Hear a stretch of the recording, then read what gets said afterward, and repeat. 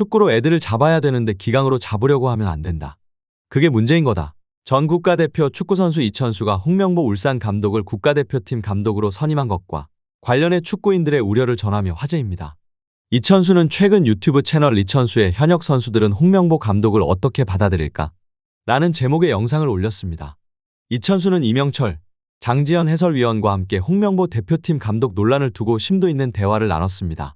이천수는 대화 말미, 최근에 보면 선수들은 제자리에서 열심히 하고 있는데 너무 우리 주변이 못해가지고 선수들 혼동 만드는 거잖냐.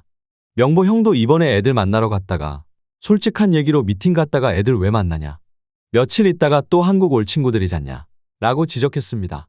장지현 해설위원은 예전부터 보면 협회가 자꾸 그런 오해를 국민들로부터 사면 안 되는데 시간이 약이다. 시간이 흐르면 잠잠해질 거다. 이런 분위기가 지속이 됐기 때문에 아마 또 그걸 기다리는 차원에서 화살이 날아오는 시기를 홍명보 감독은 피하고 싶고 그러니까 일단은 나간 거 아니겠냐 고 주장하며 협회가 이런 식으로 안 좋은 오해를 만들면 협회 또 시간 벌려고 그러는구나 싶어진다. 근데 이제 국민들은 다 안다. 예전처럼 시간 벌기엔 계속 빌미가 잡힐 수밖에 없다. 라고 지적했습니다. 이천수는 제 주변에서는 홍명보로 애들이 잡히겠어? 이런 사람들이 있다. 라며 이런 얘기를 하는 사람은 나이가 많은 사람들이다. 젊은 사람들은 왜 잡아? 같이 하는 거지? 이게 다른 거다. 외국인들은 잡지 않지 않냐. 같이 만들어간다. 이주위에서 자기의 축구를 애들한테 설명하면서 같이 가는 분위기인데 제가 볼 때 한국은 리더십이 잡는 거다. 강압적인 안에서 뭔가 애들이 행동할 수 있게끔 만드는 우리 리더십은 축구 안에서 강한 게 아니고 사회에서 강한 이런 것들이 다른 거다. 라고 설명했습니다. 장지현도 같은 맥락에서 위에 분들은 나이 드신 분들은 기강이라고 생각한다. 원팀으로 이거 애들 잡아야 돼 이렇게 잘못 생각하고 있는 거다. 어린 선수들이 생각하는 건 감독이 시스템을 보여줘라, 철학을 보여줘라 이런 거다. 조직력이 어떤 식으로 우리 시스템과 철학을 주입하는지 그걸 배우고 따를 수 있게끔 설득을 시키면 당연히 원팀이 돼서 따라간다. 근데 그걸 안 보여주면 요즘 아이들은 저 감독 능력 없네라며 무시한다. 고 전했습니다. 이천수도 깊이 공감하며 축구로 애들을 잡아야 되는데 기강으로 잡으려고 하면 안 된다. 그게 문제인 거다. 라며 이게 지금 이번 북중미 월드컵을 바라보는 시선이 되어야 한다. 고 강조했습니다. 구기 종목 중 가장 큰 관심을 받는 남녀 축구는 파리올림픽에 가보지도 못했습니다. 최근 1년간 한국 축구계에는 승부조작 축구인 사면 및 번복, 위르겐 클린스만 선임 및 경질, 아시안컵 우승 실패 및 이강인 탁구 사건 등 많은 사건이 있었습니다. 이천수는 축구협회 주인이 회장님이 아니다. 누구의 개인 것이 아닌데 개인 소유물처럼 건드는 모습에 축구 팬들이 화났다. 라며 스포츠는 공정해야 하는데 누가를 뽑는데 학연지연이 들어가고 시대가 바뀌었는데 팬들이 많이 화가 난 부분이라고 꼬집었습니다. 이천수는 파리올림픽 진출 실패에 대해 축구인으로서 마음이 아프다. 저는 올림픽에 2번 나갔다. 성인 대표팀에 포커스가 있지만 그런 큰 무대가 없다. 팬들이 이천이 카르텔 고대 이야기도 한다. 저도 걸쳐있다. 탁상공로라는 그 꾀가 이제 안 먹힌다. 외국인 감독 만나는 척만한 것이 너무 답답하다. 라며 다시 한번 축구협회와 정몽규 회장에게 아쉬움을 토로했습니다.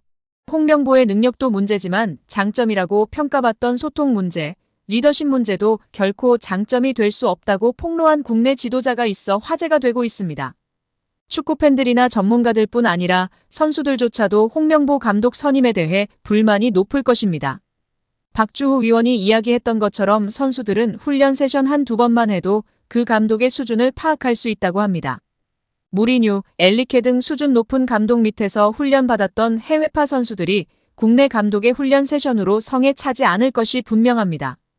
선수들이 이전에 벤투사단을 높이 평가했던 이유도 강한 신념의 철학과 훈련 세션 등에서 인정을 했다고 하지요.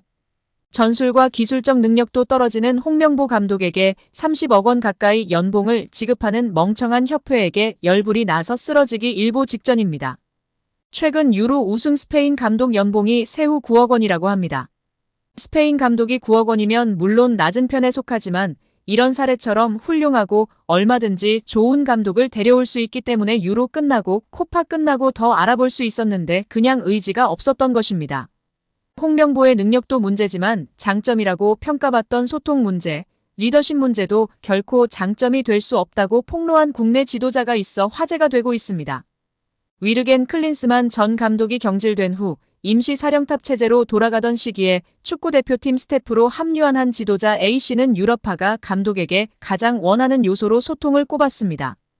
A씨는 나도 국내 지도자로 선수들이 해외 감독을 원하는 분위기에 반감이 컸다면서 하지만 내부에 들어가 직접 부딪혀보니 이유가 있더라. 마냥 편하고 싶어서 외국인을 원하는 게 아니었다고 소회를 밝혔습니다. 그러면서 그 친구들 나름대로 합리적인 요구를 하면서 감독이 들어주는 소통 구조를 원하더라. 내용을 들어보면 결코 비합리적이거나 무리한 요구가 아니다. 충분히 할 만한 얘기를 하더라.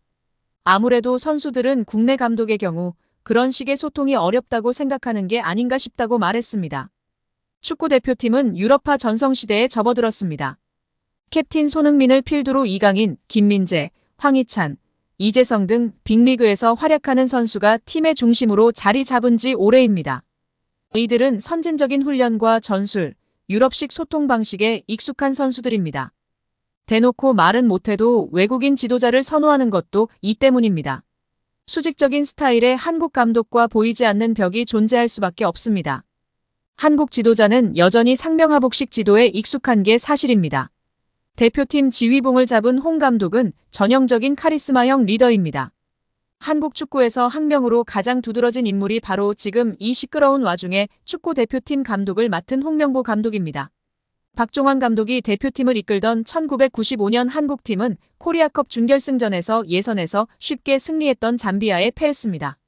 그런데 이 경기 전날 박 감독의 억압적이고 비인격적 훈련에 불만을 품고 있던 홍명보, 황선홍 등 주전 선수들이 경기 전날 술집에서 대취할 정도로 술을 마신 사실이 언론에 보도가 돼 난리가 났습니다. 그래서 홍명보 선수 등은 징계 위기에 처했는데 이들은 그 제보자로 박 감독을 꼽았고 언젠가 안갚음하리라 맹세했다고 합니다. 다음해 아시안컵 8강 대 이란전에서 한국은 6대2로 참패하였습니다. 유례를 찾기 힘든 처참한 패배입니다. 특히 전반에 2대1로 앞서고 있었는데 휴식 시간 라커룸에서 무슨 일이 있었는지 후반에만 연속으로 5골을 먹은 것입니다. 당사자들은 부인하지만 이 사건은 축구계뿐 아니라 축구팬들도 의혹을 거두지 않고 있습니다. 박 감독은 결국 감독에서 물러났고 당시를 회상하며 자살까지도 생각했을 만큼 개인적으로도 충격이 컸다고 했습니다. 한국이 참패를 당하자 국내 언론들은 11회를 이끌고 있는 홍명보가 태업을 이끌었다. 박종환 감독을 끌어내리기 위해 선수들이 태업을 했다라는 등의 뒷말들이 나돌기는 했지만 끝내 참패 원인의 진실은 밝혀지지 않았습니다. 당시 한 언론은 홍명보 선수가 과학적이고 체계적으로 지도하는 감독을 원한다며 스파르타식 훈련을 고집하는 박종환 감독에게 노골적인 반기를 들었지만 누구보다도 체계적으로 지도했던 아나톨리 비쇼베츠 전 감독에게도 노골적인 불만을 터뜨렸다고 전했습니다. 조중현 당시 KBS 해설위원조차 홍명보가 선수로서의 본분을 망각한 것 같다. 옛날에는 감독의 그림자도 밟지 않았는데 어쩌다 이 지경이 됐는지 모르겠다고 개탄했다고 합니다.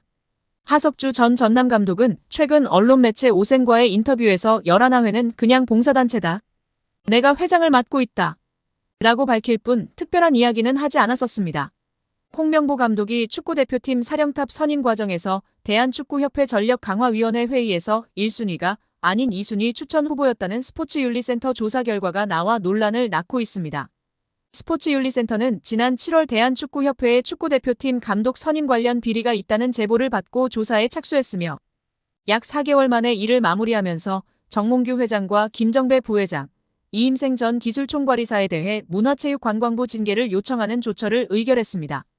이번 스포츠윤리센터의 징계 요청 결정문에서 논란이 불거진 것은 홍 감독에 대한 전강위의 추천표였는데요. 신동욱 국민의힘 의원실을 통해 확인한 결정문에 따르면 스포츠윤리센터는 축구협회 국가대표 전강위 10차 회의에서 홍 감독이 다비드 바그너 감독에 이어 두 번째로 많은 추천을 받았습니다. 이는 축구협회가 지난달 전강위 10차 회의록을 공개하면서 홍명보 감독과 외국인 감독이 가장 많은 7명의 위원으로부터 추천받았다고 밝힌 것과는 배치되는데요. 홍 감독과 함께 최다 추천을 받았다던 외국인 감독은 바그너 감독입니다. 대표팀 감독 선임 과정을 살펴본 문체부 감사 결과에서도 홍 감독이 전강위 10차 회의에서 바그너 감독과 최다 추천 후보였다는 축구협회 발표 내용과 크게 다르지 않았습니다. 그러나 스포츠윤리센터는 당시 한 위원이 추천 대상에 바그너 감독을 언급했으나 축구협회 회의록에는 이를 누락한 것으로 확인됐다고 짚었습니다. 스포츠윤리센터는 결정문에서 해당 위원으로부터 의견을 청취한 결과 회의록에는 추천하지 않았다는 외국인 바그너 감독을 추천한 것이 사실로 확인했다며 이에 따라 바그너 감독이 8명의 위원으로부터 추천을 받아 단독으로 1순위가 된다. 홍 감독은 7명의 추천으로 2순위였다고 했습니다. 스포츠윤리센터는 이번 조사에서 문체부 감사와 마찬가지로 감독 선임 권한이 없는 이전 이사가 최종 후보를 추천했다며 축구협회의 홍 감독 선임 과정에 문제가 있었다고 지적했습니다. 더불어 정 회장이 단체 수장으로서 감독 선임 과정을 제대로 관리 감독하지 못했다고 판단, 직무태만으로 징계를 받아야 한다고 했습니다. 김 부회장은 권한 남용, 이전 이사는 최종 선임 과정을 불투명하게 진행한 점을 이유로 징계 대상자가 됐습니다.